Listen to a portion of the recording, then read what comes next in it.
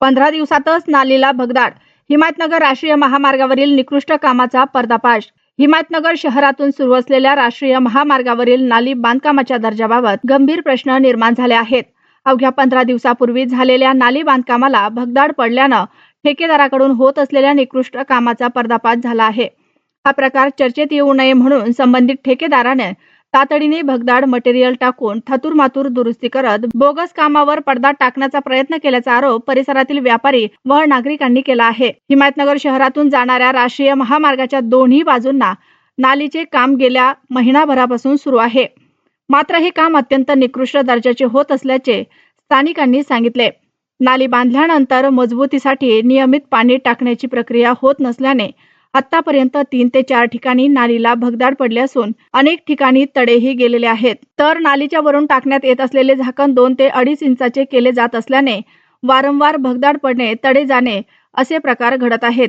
यामुळे भविष्यात पहिल्याच पावसात पाण्याच्या प्रवाहामुळे ही नाली कोसळण्याची भीती नागरिकांनी व्यक्त केली आहे.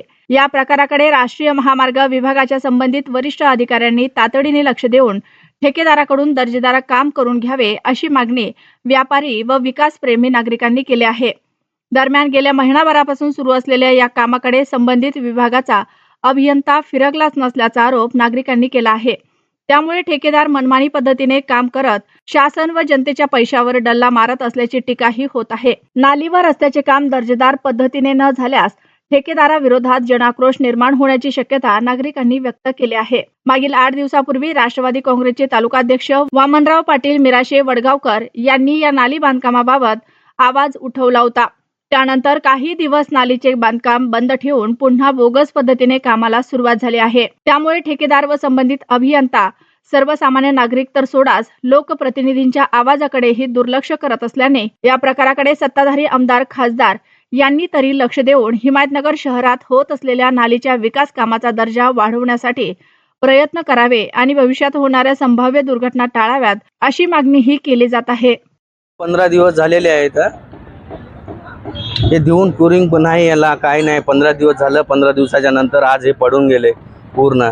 त्या दिवशी गाडी एक गेली, त्याच्यावरून ते पडलं. तिथलं खूप खराब पाणी मारले नाही टाकल्यापासून, काही नाही. माल काय नाही. गजाळी बी 1-1 फुटावर टाकून दिली. 8 mm गजाळी यूज करायला. तर कोणची बी त्याला तार बांधी नाही बरोबर, काय नाही.